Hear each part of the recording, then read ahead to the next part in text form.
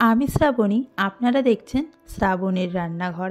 আজকে আমাদের recipe tiffin বা জলখাবারের ওপরে। আজকে বানাবো চিড়ের পোলাও। ঝরঝরে চিড়ের পোলাও কিভাবে রান্না করবেন সেটাই আজকে শেয়ার করব আপনাদের সাথে। তাহলে শুরু করা যাক। চিড়ের পোলাও বানানোর জন্য আমি এখানে নিয়ে নিচ্ছি 2 কাপ চিড়ে। আপনারা যতটা পরিমাণ বানাতে চাইবেন ততটা পরিমাণে চিড়ে এখানে নেবেন। এবার চিড়েটা ধুয়ে নেব। খুব বেশিক্ষণ চিড়েগুলো জলের মধ্যে রেখে দেবেন না, তাহলে চিড়েগুলো একদম নরম হয়ে যাবে ও চিড়েগুলো ভেঙে যেতে শুরু করবে। চিড়েগুলো ধুয়ে একটি ঝুড়ির মধ্যে দিয়ে জলটা ঝরিয়ে নেব। তারপর একটি পরিষ্কার কাপড় নিয়ে চিড়েটা শুকাতে দেব।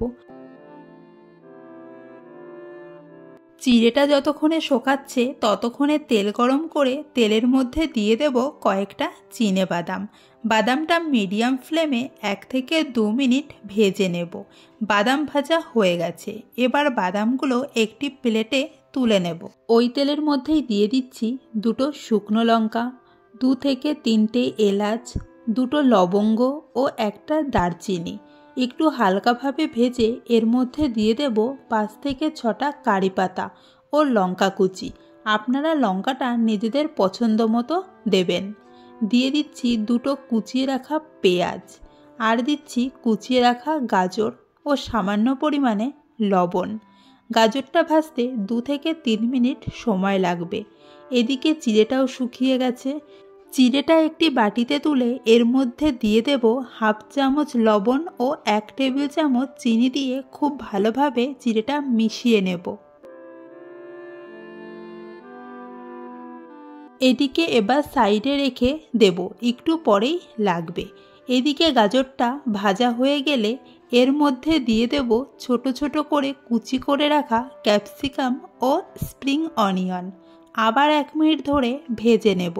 এবার এর মধ্যে দিয়ে দেব 1 চামচ হলুদ গুঁড়ো। খুব ভালোভাবে মিশিয়ে এবার দিয়ে দেব লবণ ও চিনি মাখিয়ে রাখা চিড়েটা। এখানে ভাজা সবজির সাথে চিড়েটা খুব ভালোভাবে মিশিয়ে নেব। আপনি যদি আমার ভিডিও প্রথম দেখে থাকেন তাহলে অবশ্যই চ্যানেলটি সাবস্ক্রাইব করে দিয়ে পাশে থাকা বেল আইকনটি প্রেস করে অল করে দেবেন।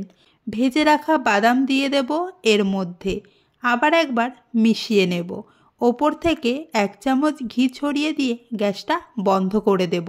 এভাবেই খুব সহজে ব্রেকফাস্টে বানিয়ে নিতে পারেন ঝরঝরে চিড়ের পোলাও। তাহলে অবশ্যই কমেন্ট করে জানাবেন রেসিপিটি কেমন লাগলো। দেখা হচ্ছে নতুন কোনো ভিডিওতে নতুন কোনো রেসিপি নিয়ে।